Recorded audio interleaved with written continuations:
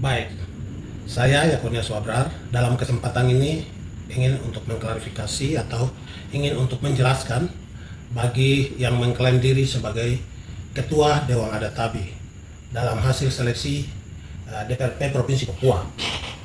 Dalam kesempatan ini yang pertama saya menjelaskan struktur Dewan Adat Papua dan Dewan Adat Wilayah Tabi. Pertama, Dewan Adat Wilayah Tabi itu kami konferensi tahun 2016 di Hotel Grand Aliason di Sentani, dan Bapak Sadrak Aime terpilih sebagai ketua dan saya mendapatkan 2 suara, lalu Bapak Daniel Toto mendapatkan 2 suara. Kami dua memperoleh 2 suara sama-sama pada kesempatan itu. Lalu berjalannya waktu, Bapak Sadrak Aime meninggal tahun 2019. Lalu dalam kesempatan itu saya membuat satu kegiatan atau kami mulai konsolidasi organisasi. Saya coba untuk mengumpulkan seluruh pengurus Dewan Adat wilayah adat Tabi ini, Dewan Adat daerah yang berasal dari Kerom, Membramo Raya, Sarmi. Kerom dihadiri oleh Bapak Isak Yunam dan Servo Tuames.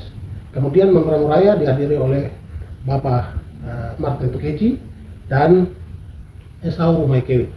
Kemudian Griminawa dihadiri oleh Bapak Matius Sawa, Yakub Wadi, dan Otisen. Mereka yang hadir sebagai pimpinan adat dari Dewan Adat Griminawa. Kemudian dari Sarmi dihadiri oleh Bapak Lukas Rone dan Adrian Soanso, ditambah lagi dengan beberapa anak-anak muda. Kemudian juga Kabupaten Jayapura atau Dewan Adat Sentani itu dihadiri oleh Bapak Irelius Bepuho dan juga Bapak Yonas Kalem dan beberapa teman-teman di Dewan Adat daerah Sentani. Kemudian dari Dewan Adat Davensor Utara itu Bapak Ones Panundi dan juga Nicodemus Yabusembo, mereka hadir. Kemudian dari Port Numbai itu LMA Port Numbai, karena LMA Port Numbai itu adalah bagian dari Dewan Adat Wilayah Tabi sebagai peserta pleno di Dewan Adat Wilayah Tabi dan anggota wilayah Dewan Adat Wilayah Tabi dan peserta pleno sekaligus sebagai peserta pleno dan anggota di Dewan Adat Papua juga. Kemudian struktur yang kami miliki di Dewan Adat Papua dan Dewan Adat Wilayah dan sampai ke Dewan Adat Daerah. Saya berada di sini sebagai Ketua Dewan Adat Tabi dan sekaligus sebagai Ketua Dewan Adat Papua representasi Tabi.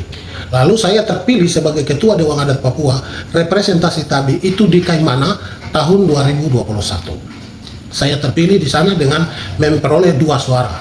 Kemudian Bapak Yan Pitiarangga memperoleh 3 suara, lalu Bapak Lemok Mabel memperoleh 1 suara, lalu Markus Waran memperoleh 1 suara, lalu Herman Sayori memberikan suara pada Bapak Yan Pitiarangga. Jadi dalam posisi hari ini saya sebagai Ketua Dewan Adat Tabi itu karena saya memperoleh legitimasi dan legalitas. Legalitas saya itu kami Dewan Adat Papua itu terdaftar 1 kali. Lalu Dewan Adat Wilayah sebagai anggota dari Dewan Adat Papua dan Dewan Adat Daerah. Jadi ini 1 paket, kami memperoleh 1 nomor, yaitu nomor di Menteri Hukum dan HAM. Itu yang ada di Dewan Adat Papua, Dewan Adat Wilayah, dan Dewan Adat Daerah. Lalu wilayah adat Tabi, ini wilayah yang bukan layang-layang putus, yang tidak punya tali. Jadi Dewan Adat Wilayah Tabi itu memperoleh 7 tali, atau 7 Dewan Adat Daerah. Dewan Adat Daerah 1 itu adalah Kerom. Karena tahun 2002 Kerom melaksanakan konferensi pertama. Jadi hari ini saya jadi Ketua Dewan Adat Wilayah ini karena saya melaksanakan konferensi di 7 daerah adat. Daerah adat pertama di Kerom, saya sudah melaksanakan konferensi. Kemudian yang kedua di Sarmi, yang ketiga di Griminawa, baru saja 2024 kemarin. Itu saya sudah melaksanakan konferensi. Sekarang panitia yang masih terbentuk, yang masih belum melaksanakan adalah Membramo Raya, sedang kami konsolidasi atau koordinasi dan juga Port Numbai. Mandatnya saya berikan pada Bapak Titus Samadi sebagai Ketua Antarwatu untuk mempersiapkan konferensi. Kemudian Davensor Utara itu SK-nya saya berikan kepada Bapak Nicodemus Yabusembo sebagai Ketua Dewan Adat Davensor Utara. Lalu Davensor Selatan dalam hal ini Buyaka itu pengurusnya masih ada, masih diketuai oleh Bapak Orgenes Kawai. Jadi hari ini saya masih ada 4 daerah yang saya belum melakukan konferensi. 3 daerah saya sudah melaksanakan konferensi. Sehingga itu menjadi legitimasi saya menjadi seorang ketua Dewan Adat Wilayah. Jadi kalau yang mengklaim-klaim diri bahwa dia sebagai ketua Dewan Adat Wilayah, pertanyaannya kapan melaksanakan konferensi di Dewan Adat Daerah, di 7 Dewan Adat Daerah yang ada di wilayah adat Tabi. Karena di wilayah adat Tabi ada 7 Dewan Adat Daerah yang harus dilaksanakan konferensi. Kemudian sesudah 4 daerah melaksanakan konferensi karena plus 1 itu baru bisa terjadi konferensi Dewan Adat Wilayah. Hari ini saya belum melaksanakan konferensi Dewan Adat Wilayah Tabi karena saya baru melakukan 3 Dewan Adat Daerah yang melakukan konferensi. Itu yang saya perlu jelaskan struktur saya malam hari ini pada kesempatan ini, bahwa ada beberapa yang jalan mengklaim diri sebagai ketua Dewan Adat Wilayah. Pertanyaannya, pernah melakukan konferensi itu di mana? Di Dewan Adat Daerah mana? Karena 7 daerah ini saya yang melakukan kegiatan. Karena saya ada di bawah Dewan Adat Papua yang dipimpin oleh Bapak Yan Pitiarangga sebagai Ketua Umum Dewan Adat Papua. Saya posisi sebagai Wakil Ketua 1 di Dewan Adat Papua, lalu sebagai Ketua Dewan Adat Wilayah Tabi. Itu yang saya jelaskan untuk struktur Dewan Adat Wilayah Tabi, posisinya seperti itu. Jadi kalau ada yang menyampaikan bahwa dia mendapat legitimasi dari hukum dan HAM, pertanyaannya, mendapat legitimasi dari hukum dan HAM itu dapat untuk mencapai administrasi itu, legitimasinya dapat dari mana? Karena 7 daerah adat ini tidak melaksanakan konferensi lalu mendapat keabsahan, mendapat legalitas dari hukum dan HAM. Ini sebenarnya keliru. Seharusnya dia harus melakukan kegiatan dulu di Dewan Adat Daerah, lalu baru bisa mendapatkan legalitas seperti itu. Tapi saya tidak tahu, mungkin disulap di mana, di jalan-jalan di mana, saya tidak tahu. Tapi saya hari ini masih melakukan konferensi di daerah-daerah, di 7 daerah adat yang ada di wilayah Tabi. Untuk itu, saya berterima kasih karena hal ini mengingatkan saya untuk bisa dapat menjelaskan posisi Ketua Dewan Adat Wilayah Tabi yang sesungguhnya, yang sebenarnya seperti apa. Dan ini yang saya bisa dapat menjelaskan. Kemudian, bicara soal maladministrasi yang sedang digugat-gugat oleh saudara-saudara yang merasa dirugikan dalam proses seleksi kemarin. Saya pikir itu wajar-wajar saja. Cuma persoalan saat ini bahwa terjadi 7 kali atau 7 tahapan seleksi. Saya juga tetap sebagai pimpinan Dewan Adat, saya sempat mengikuti dan memperhatikan hal itu. Saya ikuti selama tahapan itu. Setahu saya atau yang saya sempat lihat, itu karena terjadi demo-demo. Yang sudah gugur datang ngotot, hampir mau bikin kacau di Hotel Horizon yang ada di Entro. Itu yang terjadi, sehingga tidak bisa dibendung dan seperti apa ya, pansel memberikan ruang untuk oke, mari semua ikut seleksi dan tes, karena mereka merasa tidak puas, dan itu proses itu yang terjadi. Itu yang sempat saya tahu. Untuk yang lain-lain saya tidak tahu, seperti yang diceritakan, karena ada yang bilang rekomendasi-rekomendasi yang dimiliki oleh mereka yang seleksi ini hanya bersifat dari DAS dan subsuku, Dewan Adat Suku dan subsuku. Saya pikir saya juga yang memberikan rekomendasi beberapa yang ada di dalam seleksi itu. Saya berasa bahwa saya juga pimpinan Dewan Adat Papua dan pimpinan Dewan Adat Wilayah Tabi, dengan saya punya legalitas dan legitimasi yang seperti tadi saya jelaskan. Jadi kalau ada yang meragukan tentang yang saya memberikan rekomendasi, saya pikir mari kita bicara. Mari kita bicara, kita buktikan. Kau yang mengaku sebagai Ketua Dewan Adat Tabi sudah lakukan konferensi di Briminawa kah? Atau sudah lakukan konferensi di Sarmi? Atau jangankan Sarmi, di daerah Davensoro Utara, di kampungnya sendiri sudah lakukan konferensi. Saya saja masih berusaha untuk melakukan itu, masih merangkul bapak-bapak Onduafi yang ada di sana. Karena saya pikir yang menyatakan diri sebagai Ketua Dewan Adat Wilayah di Tabi ini dia beda dengan yang lain. Karena di Tabi ini yang bisa maju sebagai Ketua Dewan Adat Wilayah itu harus sebagai seorang Onduafi. Tidak bisa seorang Parsuru atau seorang yang notabene Ketua Suku, itu tidak bisa, harus seorang Onduafi. Karena yang menyatakan diri sebagai Ketua Dewan Adat Wilayah Tabi itu ketua atau Onduafinya adalah Gustav Toto, bukan Daniel Toto. Jadi Bapak Daniel Toto yang mengklaim diri sebagai Ketua Dewan Adat Tabi, beliau itu wakil ketua 2 dari saya. Jadi beliau yang saya, jadi Onduafinya adalah Gustav Toto.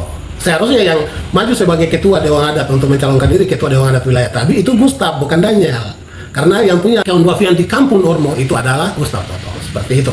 Kemudian maladministrasi tadi saya kembali menyampaikan bahwa maladministrasi itu saya pikir itu nanti hukum yang memastikan. Karena setahu saya proses hari itu demo juga cukup luar biasa. Orang datang dengan bertindak dan lain sebagainya. Lalu pansel ini adalah orang tua kita. Pansel ini bukan saya membela mereka, tapi saya lihat bahwa saat itu pansel sangat bijak. Oke, sudah mereka bakal berkas, datang seleksi. Dan syukur dari seleksi itu yang sudah tadi tidak lolos ada yang bisa diakomodir. Itu terus ada yang dari awal sampai terakhir yang seleksi seperti Apen, Bapak Lembonai dan beberapa teman-teman. Ini kutahapan dengan baik. Dan ada yang sudah disuruh datang seleksi itu lolos. Dan saya sangat percaya sekali bahwa pansel melakukan proses ini semua dengan baik. Itu tentang maladministrasi. Kemudian mengarah juga ke seperti tadi disampaikan menyangkut dengan proses pidana di Polda. Saya mau sampaikan kalau menurut saya, kau yang kasih uang dan kau yang terima uang, kamu dua-dua kena pasal. Seperti itu. Kamu dua-dua kena pasal. Kau sudah tahu bahwa tidak boleh suap, tapi kau juga kasih uang. Jadi saya pikir bagi yang ini polisi tidak bodoh, tentunya polisi tetap akan arahkan dengan hukum yang berlaku di negara ini.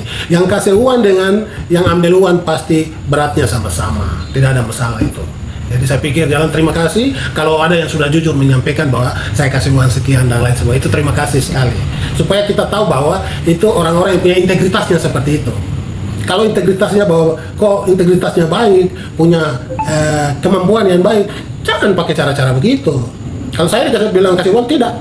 Karena saya punya kemampuan bagaimana berbicara tentang soal masyarakat adat di Papua ini. Karena saya pasti ngotot bahwa saya tahu sekali. Orang Tabi ini dari Kerom itu 7 suku. Griminawat 7 suku. Port Numbai 7 suku. 7 suku Port Numbai. Kemudian Davensoro Selatan itu Buyaka. Jadi itu satu suku Buyaka, tapi Sentani Barat, Sentani Timur, Sentani Tengah. Kemudian Davensoro Utara itu ada 3 sampai 4 suku yang ada di Davensoro Utara. Kemudian Sarmi itu 5 suku. Kemudian Mambramo Raya 17 suku. Kenapa Mambramo Raya itu 17 suku? Karena misalnya Kampung Angreso dan Kampung Bermeso itu bahasa beda. Jadi bahasa itu yang menentukan bahwa dia suku ini. Suku besar di Mambramo Raya itu suku Kangera, tapi Burmeso itu punya bahasa sendiri, maka dia sukunya sendiri. Ada suku Bausi, ada suku-suku yang lain. Jadi maka Mambramo memiliki 17 suku di sana. Jadi sebagai seorang pimpinan adat ya tentunya harus tahu suku-suku itu. Seperti itu. Jadi saya mau bilang bahwa kalau saya ketua Dewan Adat wilayah ini dari Mambramo Raya itu dari air menit ya Surveyor sampai di Indomba di bawah itu saya punya bekas kaki semua sampai di Kerom. Itu saya jalan semua dan saya sangat kuasai itu.